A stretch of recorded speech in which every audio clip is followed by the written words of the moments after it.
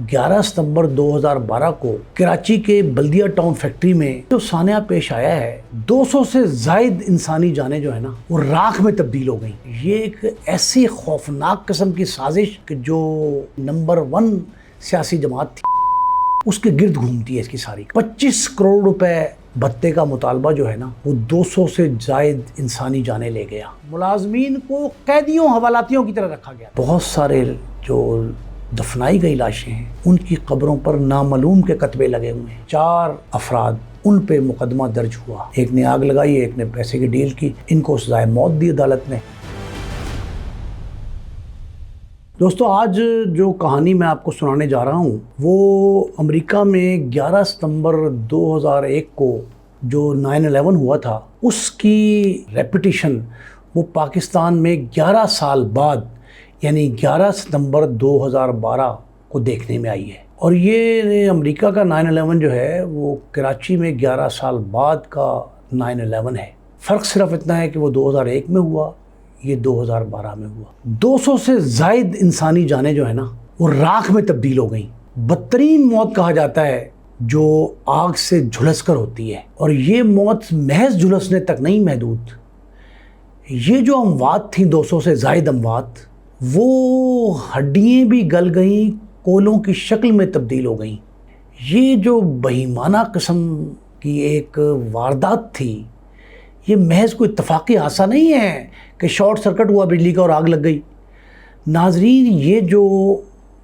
11 ستمبر 2012 کو کراچی کے بلدیہ ٹاؤن فیکٹری میں جو علی انٹرپرائزز ایک بہت بڑی کمپنی تھی، عالمگیر شہرت کی حامل، جس کے جو مصنوعات ہیں، پروڈکٹس ہیں جو ہیں وہ دنیا کے ہر خطے میں جاتی تھی، وہاں جو سانحہ پیش آیا ہے یہ ایک ایسی خوفناک قسم کی سازش اور منصوبہ بندی تھی کہ جو اس وقت وہاں برس اقتدار یا اثر و رسوخ کے اعتبار سے نمبر 1 سیاسی جماعت تھی MQM، اس کے گرد گھومتی ہے اس کی ساری کہانی۔ 25 کروڑ روپے بھتے کا مطالبہ جو ہے نا وہ 200 سے زائد انسانی جانیں لے گیا۔ اس دہشت گردی، اس سازش، اسے جو بھی نام دیں، اس گھناؤنے ترین فعل نے کئی سوالیہ نشان جنم دیے ہیں۔ پہلی بات تو یہ ہے کہ اس نے ایک طرف تو آگ لگا کے زندہ سلامت لوگوں کو موت کی وادی میں بڑے بدترین صفاقانہ انداز میں دھکیلا گیا، دوسری جانب ان کے ریسکیو کے لیے آنے والی تمام امدادی ٹیموں کو جو ہے وہ پہلے تو غیر فعال کیا گیا، پھر جنہوں نے پہنچنے کی کوشش کی، عیدی صاحب جیسے عالمی سطح کے مددگار نے پہنچنے کی کوشش کی تو اس کے راہ میں جو رکاوٹیں کھڑی کی گئیں۔ 2 باتیں۔ تیسری بات، کراچی میں قائم صنعتی یونٹس جو ہے ان کے حفاظتی اقدامات کی قلعی کھل گئی۔ ہوتا کیا ہے کہ ایک جگہ پہ سٹور روم میں نیچے ایک جگہ پہ آگ بھڑکتی ہے، چنگاری لگتی ہے، اور اس کے بعد بچاؤ بچاؤ، نکلو بھاگو دوڑو کی صدائیں بلند ہوتی ہیں۔ وہ بڑھتی آگ جو ہے وہ نیچے سے اوپر اور ساری کی ساری فیکٹری کو اپنی لپیٹ میں لے لیتی ہے۔ اب ناظرین، سب سے بڑی بات یہ ہے کہ کئی منزلہ عمارت میں باہر نکلنے کی کوئی جگہ نہیں تھی سوائے ایک جنگلہ جو توڑا گیا تھا۔ ٹوٹا ہوا جنگلہ جو ہے وہ واحد جگہ تھی اتنی بڑی بلڈنگ میں جہاں 250-300 سے زائد ورکرز جو ہیں وہ کام کرتے تھے۔ ریسکیو ٹیمیں وہاں نہیں پہنچیں، وہ بات کی بات ہے، لیکن جن لوگوں نے ایک ہی در کھلا ملا وہاں سے چھلانگیں لگائیں، وہ بھی عجیب مناظر تھے۔ آگ بھڑکتی ہر پورے جتنے شعبہ جات تھے ان کو لپیٹ میں لیتی رہی، اور وہاں پڑا ہوا جو کیمیکل تھا اس نے 2 آتشہ کر دیا اس آگ کو۔ اور یہ 2 آتشہ جو ہے وہ اس انداز کا تھا کہ ایک طرف کیمیکل جل رہا تھا، دوسری طرف انسانی جسم جو ہے، جو آگ لگی تھی اس کی سمیل، یہ کہتے یہ ہیں کہ 100 سے 150 فٹ تک سمیل بھی سنائی دے رہی تھی، صاف سونگی جا سکتی تھی۔ دوسرا آگ کے شعلے تو کافی کلومیٹر دور سے بھی دیکھے جا رہے تھے، لیکن جو تپش تھی اس آگ کی وہ محسوس ہو رہی تھی 100-150 فٹ کے فاصلے تک۔ یہ کہانی ایسی ہے جس نے انسانی دل و دماغ کو تو ہلا کے رکھا ہے، لیکن ہمارے جو اقدامات ہیں، انتظامات ہیں، اس کو بھی شرما دیا ہے۔ کس انداز سے کہ اس پوری کی پوری فیکٹری میں جو الیکٹرانک دروازے تھے، اگر کسی نے آگ سے بچ کر نکلنے کی کوشش کی تو وہ دروازے رکاوٹ بن گئے، اور وہ یہ کہتے ہیں مالکان، یہ فیکٹری کے باپ بیٹے 4 مالکان ہیں، وہ یہ کہتے ہیں کہ ہم نے اس لیے یہ دروازے اس طرح کے لگائے تھے، مقفل کیے تھے، جو چوری چکاری رک جائے، ملازمین جو ہیں وہ وقت سے پہلے بھاگ نہ جائیں۔ یہ باقاعدہ عقوبت خانہ تھا۔ فیکٹری کیا ہوئی؟ جہاں آپ راستہ نہ رکھیں کسی ایمرجنسی کا، ایمرجنسی ایگزٹ تھا ہی کوئی نہیں۔ ناظرین، پہلی بات تو یہ ہے اس فیکٹری کو اس انداز سے ایک سو کارڈ محفوظ بنانے کے لیے، واقعی یہ سو کارڈ محفوظ ہے، کوئی پروٹیکشن نہیں ہے، یہ تو ایک ظلم ہے۔ اس فیکٹری کے جو حالات تھے ان کو اس انداز سے تانا بانا ان کا بنا گیا تھا کہ جو شخص اندر چلا گیا ایک دفعہ فیکٹری میں وہ باہر نہیں آ سکے گا۔ پہلی بات تو یہ تھی۔ دوسری بات یہ تھی کہ 300 سے زائد ملازمین کام کر رہے ہیں، اور 3 اگر مختلف شفٹوں میں کریں تو 500 سے زائد تھے یہاں۔ یہ اتنے لوگ کام کر رہے تھے، ان میں سے کسی ایک کا بھی سوشل سیکیورٹی کا کوئی بندوبست نہیں تھا، کوئی رجسٹریشن نہیں تھی ان کی۔ فیکٹری غیر قانونی طور پہ چلائی جا رہی تھی، ملازمین کو قیدیوں حوالاتیوں کی طرح رکھا گیا تھا۔ یہی ریزن بنی کہ ایک آگ بھڑکتی ہے، اور آگ بھڑکنے کے ساتھ ساتھ فوری طور پہ جو ہے اس کو پوری فیکٹری کو لپیٹ میں لیتی ہے۔ جو لوگ ایک ہی راستہ میں نے آپ کو بتایا، وہ یہ راستہ تھا جو ایک جنگلہ پھاڑا گیا تھا، کاٹا گیا تھا کسی دور میں پہلے۔ اس سے پہلے بھی ناظرین اس فیکٹری میں آگ لگ چکی تھی رمضان مبارک کے دوران، یعنی چند ماہ پہلے یہاں آگ لگی تھی۔ تو اس وقت یہ ایک جنگلہ توڑا گیا تھا، اس توڑے ہوئے جنگلے سے یہ دیکھے جانے بغیر کہ ہم کس منزل پہ ہیں، لوگوں نے اپنی جان بچانے کے لیے اسی منزل سے، اسی جنگلے سے چھلانگیں لگائیں، اور جو لگائیں وہ بیچے نیچے آ کے مر گئے، معذور ہو گئے۔ ناظرین، جب ایک سٹریچر پہ کوئی شخص جسے زخمی کہا جائے، جھلسا ہوا کہا جائے یا لاش کہا جائے، اس کو باہر لاتے تو دیکھنے والے باہر اپنے پیاروں کا چہرہ شناخت کرنے کے لیے درجنوں میں ہوتے تھے، اور وہ جو مناظر تھے وہ تو عکس بند ہوئے ہیں، آپ تک پہنچے ہوں گے، پرانی بات ہے، لیکن میں صرف یہ بتانا چاہتا ہوں کہ اس قدر ہولناکی سے، صفاقی سے، اور جس بہیمانہ سازش کے تحت جس کا شکار ہوئے یہ لوگ، ان پہ بیتی کیا ہے، صرف یہ میں آپ کو بتانا چاہ رہا ہوں۔ سب سے پہلے اکاؤنٹس کے ملازم نے آگ کی اطلاع دی، اور اس نے فائر بریگیڈ پہ اطلاع کی کہ فائر بریگیڈ کو بلایا جائے۔ ناظرین، فائر بریگیڈ کی جو پہلی گاڑی پہنچی اس کے 2 مسائل سن لیں۔ وہ 1 گھنٹے 32 منٹ بعد پہنچی، 1.5 گھنٹے بعد پہلی گاڑی وہاں سے آئی۔ یہ ساری کی ساری ایک باقاعدہ منصوبہ بندی کے تحت، کئی واقعات آپ دیکھ لیں کراچی میں ایسے ہوئے کہ ایک طرف تو وہ واقعہ ہوا، اور اس واقعے کی رکاوٹ کے لیے پولیس کو غیر فعال کیا جاتا تھا، اداروں کو غیر فعالیت پہ مجبور کیا جاتا تھا۔ اسی طرح اس سانے میں ہوا کہ 11 ستمبر 2012 کو ہونے والا یہ واقعہ جو ہے، اس میں 1 گھنٹے اور 32 منٹ بعد فائر بریگیڈ کی پہلی گاڑی آئی۔ اب چلے فائر بریگیڈ کو تو روکا گیا، سویلین ادارہ ہے، لیکن ناظرین یہ بالکل قریبی، اس بلدیہ ٹاؤن فیکٹری کے بالکل قریبی ایئر فورس کا بہت بڑا فائر اسٹیشن ہے، بہت بڑا، وہاں سے گاڑیاں آ سکتی تھیں، انہیں کس نے روکا؟ اب کہتے یہ ہیں کہ جو دل کے لینے کا ڈھب جانتے ہیں وہ ترکیب ورکیب سب جانتے ہیں۔ جن لوگوں نے اس کی منصوبہ بندی کی تھی اور اس حادثہ جسے کہا جا رہا ہے اس کو باقاعدہ منصوبہ بندی کے ایک سانے کی شکل دی تھی، انہوں نے یہ بھی مینیج کیا تھا کہ فائر بریگیڈ موقع پہ نہ پہنچے اور بڑی تعداد میں لوگ جو ہیں وہ اس کا نشانہ بن جائیں، اور وہ سفاک اور ظالم افراد یہ جو چاہتے ہی وحشی تھے وہ چاہتے ہی شاید یہ تھے کہ یہ لوگ جل جل کے جھلس کے آگ کے شعلوں کی نظر ہو کے دم توڑ جائیں۔ اس لیے یہ پہلی گاڑی 1 گھنٹے اور 32 منٹ بعد پہنچی، اور اس دوران ایک سیڑھی بمشکل میسر آئی، بمشکل، اتنی بڑی فیکٹری، اس میں ریسکیو کا کوئی انتظام نہیں، انسانوں جانے کی کوئی پرواہ نہیں، ایک سیڑھی کا بندوبست کیا گیا، بڑی سیڑھی کا، اور وہ بھی حالانکہ یہ جو ریسکیو کے ادارے ہوتے ہیں نا 1122 آج کل ہے، فائر بریگیڈ ہے، ایئر فورس کا فائر اسٹیشن ہے، ان ساروں کے پاس یہ لوہے کی بڑی ہلکی پھلکی سیڑھیاں ہوتی ہیں، ان کو اٹھانا بھی زیادہ مشقت والا ہے، یہ لکڑی کی سیڑھی ارینج کی گئی اور وہاں تک پہنچائی گئی جہاں جنگلہ ٹوٹا ہوا ہے، کھڑکی محض ایک کھڑکی تھی پوری بلڈنگ میں،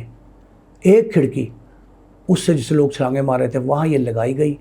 تو ہر شخص آنے کو بےتاب تھا جو اپنی جان بچانا چاہ رہا تھا، چاہ تو ہر ایک رہا تھا، لیکن کئیوں کو تو موت نے مہلت نہیں دی، آگ جو ہے وہ ان پہ موت بن کے گرجتی برستی رہی۔ اب آپ یہ دیکھیں کہ وہاں جہاں سیڑھی لگائی گئی اس پہ 5 7 8 افراد اکٹھے اگر اترنا چاہ رہے تھے تو وہ سیڑھی ٹوٹ گئی، لکڑی کی سیڑھی تھی وہ ٹوٹ گئی، وہ ٹوٹی تو پھر چھلانگیں لگانا شروع ہو گئی۔ یہ پہلا منظر تھا جو آئی وٹنس اکاؤنٹ ہے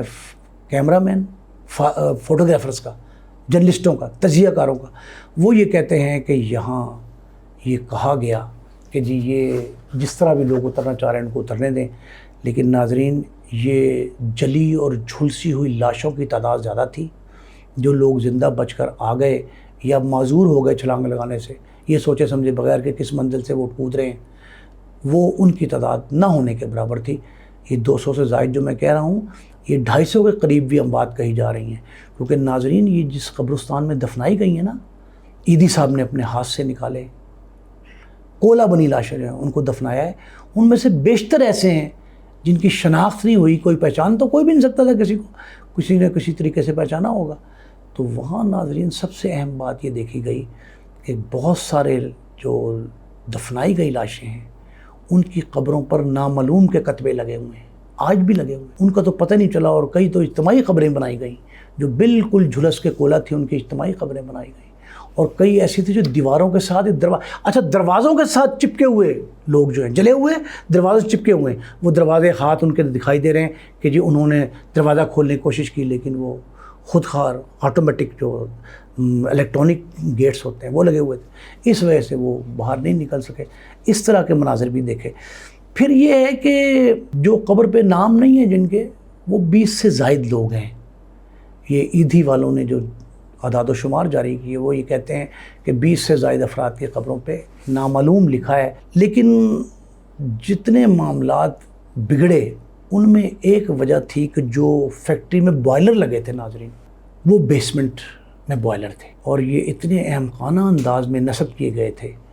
کہ یہ بھی بم اور بارود بن گئے آگ لگنے کے باعث، اور ان کے اوپر بلڈنگ تعمیر تھی، نیچے بوائلر ہے ان پر بلڈنگ، وہ بھی باقاعدہ بم کا کردار انہوں نے ادا کیا، اور ان بموں کی وجہ سے ہی وہ جو دھماکے ہوتے رہے، آوازیں آتی رہیں، اور تیسرے روز کے بعد ایک ہفتے تک جو ہے وہ کڑک کڑک دھماکے، شعلے یہ بھی بھڑکتے دکھائی دیے، یہ عجیب سی صورتحال تھی۔ پھر ایک اور اہم بات، آگ اتنی خوفناک تھی کہ بڑی بڑی مشینیں پگھل گئیں۔ اب یہ اتنا بڑا سانحہ ہوا، 200 سے زائد افراد کی جانیں چلی گئی، 200 سے زائد افراد نہیں، خاندان تھے یہ 300 کے لگ بھگ خاندان متاثر ہوئے ہیں، 300 کے لگ بھگ، زیادہ بھی ہو سکتے ہیں اس سے۔ یہ جو خاندان متاثر ہوئے ان ساروں کے بیانات لیے گئے نہیں لیے گئے یہ علیحدہ باتیں ہیں، لیکن ایک بات بڑی زبردست ہے کہ یہ 4 افراد مالکان، ان پہ مقدمہ درج ہوا، اور مقدمہ 302 کا ہی تھا، لیکن ناظرین جب یہ مقدمہ درج ہو گیا اس کے بعد ان کی ضمانتیں عدالت نے لے لیں، لیکن اس کے واقعے کے بعد انگلیاں اٹھنا شروع ہوئیں کہ یہ حادثہ نہیں، سانحہ نہیں، قدرتی آفت نہیں، یہ باقاعدہ پلینڈ مرڈر ہے، یہ ایک منصوبہ بندی کے تحت، ایک سازش کے تحت، سازش مجرمانہ کہا گیا کہ سازش مجرمانہ کے تحت جو ہے یہ اخبارات میں آرٹیکل چھپے، مختلف تجزیے ہوئے، چینلز پہ جو ہے ڈیبیٹ ہوتی رہی کہ یہ ایک سازش کے تحت ایسا کیا گیا ہے۔ پھر 2015 میں اچانک 2015 میں ناظرین سب سے اہم بات جو ہوئی وہ رینجرز کی طرف سے ایک رپورٹ پیش کی گئی، اس میں یہ لکھا گیا کہ 9 رکنی GIT ایک بنائی گئی تھی، یہ رینجرز کی رپورٹ ہے، GIT بنائی گئی تھی جس نے اس سارے معاملات کی تفتیش تحقیق کی، اگرچہ سندھ ہائی کورٹ نے اس تحقیق، تفتیش، فورینزک رپورٹس، واقعاتی شہادتیں اور تفتیش اس سب کو ناقص قرار دیا ہے، لیکن اس کے باوجود یہ 2012 سے 3 سال تک تو اس پہ جو ہے نا وہ سرد مہری چھائی رہی، کوئی ایکٹیویٹی نہیں ہوئی، کچھ نہیں ہوئی، صرف چیخیں سنائی دیتی تھیں متاثرہ خاندانوں کے، عورتوں اور مردوں کی، بچوں کی، جو یتیم ہو گئے، ان کے والدین گئے، کسی کی ماں۔ اچھا، اس فیکٹری میں خواتین کی بڑی تعداد کام کرتی تھی، سٹیچنگ یونٹ پورا جو ہے نا وہ جوان بچیوں پر مشتمل تھا، وہ ساری کی ساری آگ کے، اور ان میں جو کہانیاں بتائی گئی ہیں وہ تو دل خون کے آنسو ہوتا ہے کہ ان بچیوں کی موت کیسے ہوئی، ان کے گھر والے باہر ان کو تلاش کیسے کرتے رہے۔ سب سے بڑھ کے ایک بچی جس کا تذکرہ ہر سطح پہ کیا گیا، وہ ایسی بچی تھی جس کے پورے گھر والے 24 گھنٹے تک اسے ڈھونڈتے رہے۔ 24 گھنٹے بعد جب اس کی لاش دکھائی دی تو سب رو پڑے۔ اس بچی کا نام تھا شمائلہ، اور اس کی ایک بہن تھی 15 سالہ ثنا، اور والدہ تھی بلقیس بیگم۔ اس کی دل ہلا دینے والی کہانی ایسی تھی جو مختلف چینلز کی زینت بنی، اور اس کے بارے میں یہ کہا گیا کہ بچی کے اندر کے حالات جن لوگوں نے بتائے، اس سے زیادہ باہر کے حالات جو اس کی بہن اور ماں پہ گزری، جو ہاسپٹل میں لاشیں شناخت کرتے وقت جو ان کے بہن سنائی دیے، وہ انسانی ذہن تسلیم نہیں کرتا، اور دل خون کے آنسو ہوتا ہے، صرف اس لیے کہ کئی شمائلہ تھیں جو سٹیچنگ یونٹ میں کام کرتی تھی، اور وہ سٹیچنگ یونٹ جو ہے نا وہ ایک موت کی بستی بن گیا باقاعدہ۔ کسی شخص کو یہ دروازے مقفل ہونے کی وجہ سے باہر نکلنے کا موقع نہیں ملا۔ یہ جو رپورٹ ناظرین میں آپ کو بتا رہا تھا کہ رینجرز کی طرف سے پیش کی گئی، یہ 9 رکنی GIT تھی جس نے یہ کہا پہلی بار کہ یہ ایک سازش مجرمانہ تھی،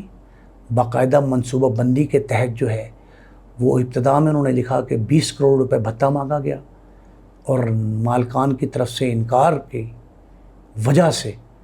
یہ سارے کا سارا تانا بانا بنا گیا، اور جس انداز سے بنا گیا، کون کون شامل تھے، کس کس نے کیا کیا، اس رپورٹ میں سب کچھ درج تھا۔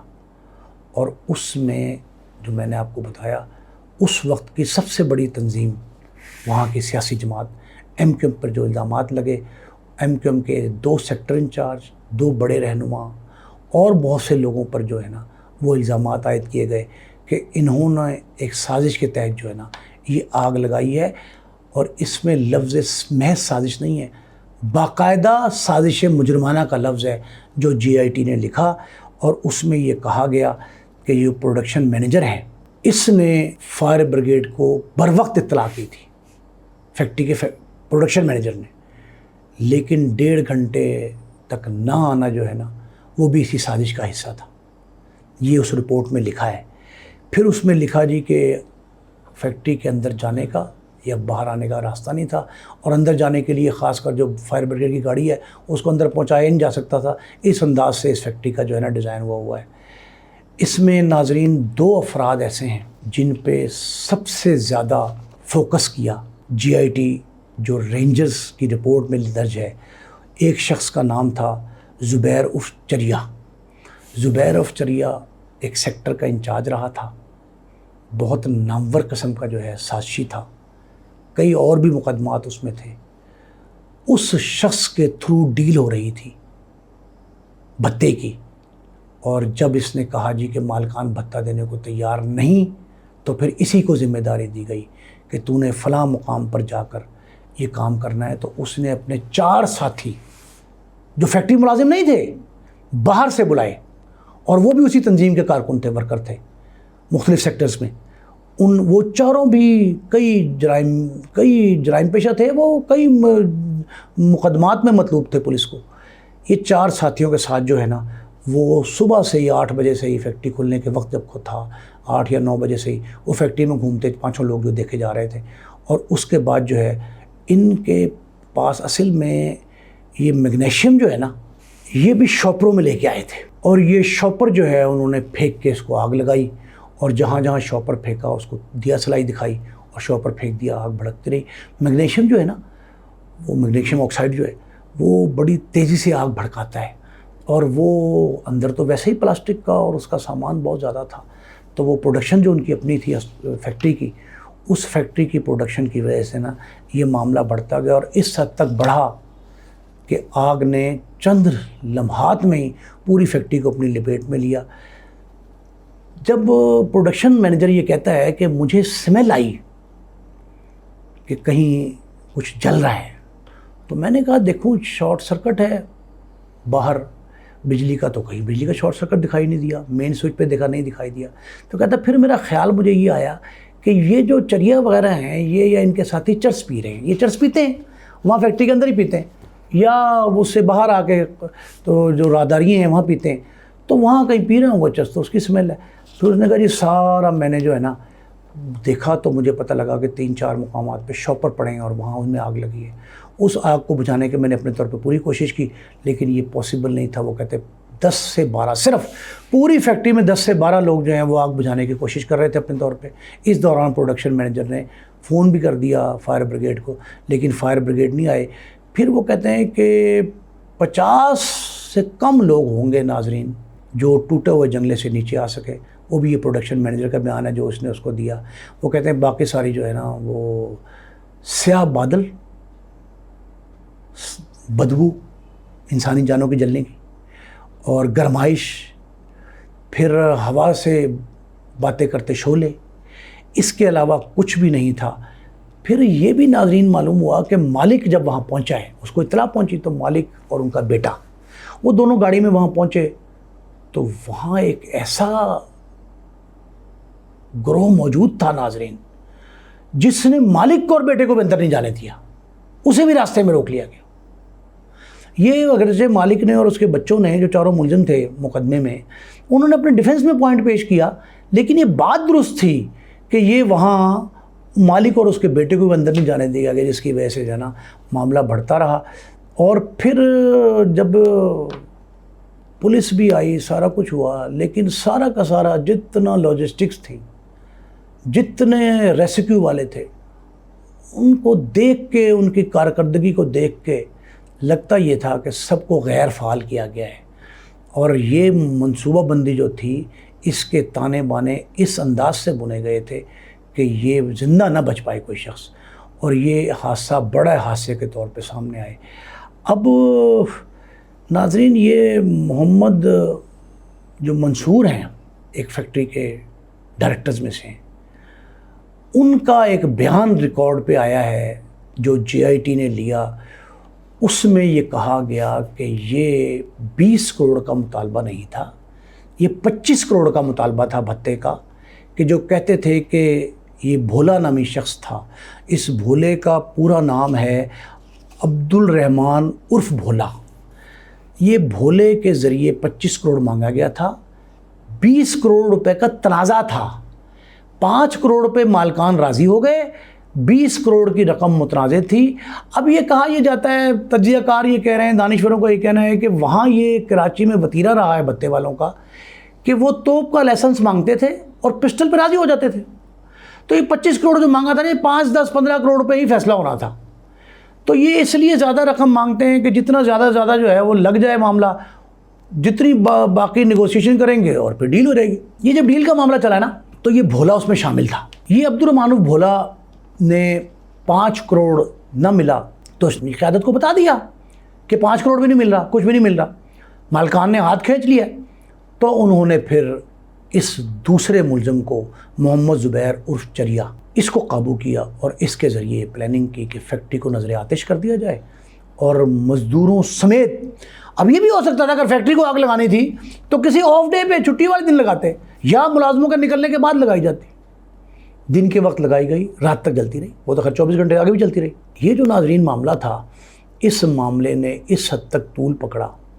کہ یہ 5 کروڑ بھی دینے کو راضی نہ ہوئے۔ قیادت تک بات پہنچ گئی، اور بات پہنچنے کے بعد یہ فیصلہ ہوا کہ چریا جو ہے وہ اپنے ساتھیوں سمیت آگ لگائے گا۔ تو اس نے جو ہے وہ شاپر اکٹھے کر کے، اور یہ جس طرح بھی ممکن تھا میگنیشیم پھینکا اور پھر اس کو نظر آتش کر دیا۔ اب ناظرین یہ 2016 میں جو رپورٹ پیش ہوئی تھی JIT کی، وہ 2015 میں JIT بنی تھی، یہ 16 کی رپورٹ ہے نا جو رینجرز نے پیش کی عدالت میں، یہ 2015 میں GIT بنی تھی جس کے مجموعی طور پر 43 اجلاس ہوئے، 6 مرتبہ جائے وقوع کا معائنہ کیا، ملاحظہ کیا اس GIT نے، پھر 39 گواہان جو ہیں ان کے بیانات ریکارڈ کیے گئے، پھر اسے سازشی دہشت گردی یعنی منصوبہ بند سازش اور دہشت گردی مطلب پلان ٹیررزم اسے کہا گیا، اور عدالت میں ان کا چالان پیش کیا گیا دہشت گردی کورٹ میں، اور وہاں عبدالرحمٰن عرف بھولا اور محمد زبیر عرف چریا جن کے دونوں کے نام بتائے، ایک نے آگ لگائی، ایک نے پیسے کی ڈیل کی، ان کو سزائے موت دی عدالت نے، جبکہ 4 کو عمر قید دی گئی، باقیوں کو بے گناہ ڈکلیئر کر کے چھوڑ دیا گیا، مالکان بھی رہائی پا گئے۔ ناظرین، 2023 میں سندھ ہائی کورٹ نے یہ جو دونوں ملزمان جن کو سزائے موت دی گئی، عبدالرحمٰن عرف بھولا اور محمد زبیر عرف چریا، ان کی سزائے موت برقرار رکھی اور باقی عمر قید بھی برقرار رہی۔ لیکن ایک بات جو 2023 میں یعنی آج سے 2 سال پہلے یہ سندھ ہائی کورٹ کے فاضل بینچ نے جو یہ بات کہی کہ جناب یہ تحقیقات جو اس کی ہوئی ہیں پولیس نے کی وہ انتہائی ناقص۔ اب منصوبہ بندی کا تیسرا پارٹ، پہلا پارٹ میں نے آپ کو بتایا آگ لگائی جائے فیکٹری کو، زندہ جلا دیا جائے ملازمین کو، دوسرا ریسکیو کے لیے کسی کو پہنچنے نہ دیا جائے، اور سازش کا تیسرا حصہ کہ جب مقدمہ درج ہوا تو نہایت ناقص تفتیش جس کی بنا پر جو مالکان ہیں انہیں کچھ نہیں ہوا، وہ ضمانت پر رہا ہو گئے، لیکن انہوں نے کہا جی کہ یہ فورینزک کی رپورٹس، تفتیشی رپورٹس، جائے وقوع کے ملاحظے، تحقیقاتی رپورٹیں، انکوائری جو بات ہوتی رہی انٹرنل ڈپارٹمنٹل انکوائریز وہ، اور پھر اس سے بڑھ کے انہوں نے کہا کہ یہ جو تفتیش ہوئی ہے پولیس کی طرف سے، فورینزک ایکسپرٹس کی اوپینین لگائی گئی ہیں، جائے وقوع کے نقشے بنائے گئے ہیں، وہ ساری کے ساری غیر سنجیدہ کاوش ہے، نان سیریس ایٹیچیوڈ تھا۔ یہ تیسری سازش سمجھ لیں کہ سازش کے 2 حصے وہ، اور تیسرا حصہ یہ تھا کہ تفتیش میں جو ہے وہ اتنے نقائص ڈال دیے جائیں، شواہد اکٹھے نہیں کیے گئے پراپرلی، ملزمان جو بہت سارے ایسے تھے، میں تو سمجھتا ہوں کہ یہ پاکستان کی سب سے بڑی دہشت گردی ہے۔ جو سرحد پار سے دہشت گردیاں ہوتی ہیں، یہ سرحد کے اندر سے ہونے والی دہشت گردی، اور یہ اتنی خوفناک تھی جس نے پوری قوم، پاکستانی قوم جو ہے، باشعور افراد جو ہیں ان کو ہلا کر رکھ دیا۔ کہ ایسا بھی ہوتا ہے کئی مہذب معاشروں میں کہ آپ اس انداز سے ایک منصوبہ بندی کریں، دہشت بہت چھوٹا لفظ ہے، وحشت، صفاقی، درندگی بہت چھوٹے ہیں، الفاظ نہیں مل رہے ناظرین کہ ان کے یہ جو ظالم تھے انہیں کس نام سے پکارا جائے جنہوں نے یہ کام کیا، اور یہ ایکٹ کیا ہے۔ یہ ٹھیک ہے کہ 2 کو سزائے موت ہو گئی، وہ بھی ابھی تختہ دار تک نہیں پہنچے، قانونی منہ شگافیاں اور تاخیری حربے، عدالتی کارروائیوں میں رکاوٹیں اب بھی ان کے راستے میں کھڑی ہیں، جو انہیں سزائے موت تک یا تختہ دار تک پہنچنے میں صحیح طور پر ریلیف دے رہی ہیں۔ یہ سارے معاملات اپنی جگہ پہ، لیکن سوالیہ نشان جو ہے وہ کراچی جیسے بڑے شہر، پورا ملک ہے کراچی، تو وہاں ایسی صورتحال کا سامنا جہاں کی ایک بڑے صنعتی یونٹ کی حقیقت یہ ہے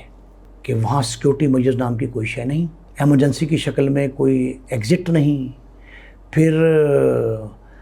مالکان نے اس کو قید کی شکل میں تعمیر کیا، تزئین و آرائش اس کی، ترتیب اس کی قید خانے کی شکل میں۔ یہ جو سوالیہ نشان چھوڑ دیے، اس کا واحد حل تو یہ تھا کہ دہشت گردی کی عدالت یا سندھ ہائی کورٹ اس پہ سو موٹو کے تحت کو کارروائی کرتے، اور ایسی کارروائی کرتے کہ جو لوگ اس کے ذمہ دار ہیں وہ کسی نئے بلدیہ فیکٹری کو اپنا نشانہ نہ بنائیں، لیکن ایسا نہیں ہوا، اور اب بھی جو متاثرین ہیں ان کی فریادیں دل ہلا رہی ہیں، کوئی اپنے والد کو ڈھونڈ رہا ہے، کوئی والدہ کو، کوئی بہن کو، کوئی بھائی کو، کوئی بچے کو۔ جن کے جوان اچھا اس فیکٹری میں خواتین کے ساتھ ساتھ نوجوانوں کی تعداد بہت زیادہ تھی. وہ نوجوان جن کی تصویریں آپ دیکھ سکتے ہیں نیٹ پہ موجود ہیں، ان کی عمریں 20 سے 30-35 سال کے درمیان تھی. اپنے پیاروں کو رونے کے لیے چہرہ دیکھنا ایک شرعی واجبی سا جو ایکٹ ہے وہ بھی نہیں دیکھ پائے. اس سے بڑھ کر ظلم کوئی نہیں ہو سکتا کہ آپ کسی کو آتش زدگی کے ذریعے دہشت گردی کا نشانہ بنائیں.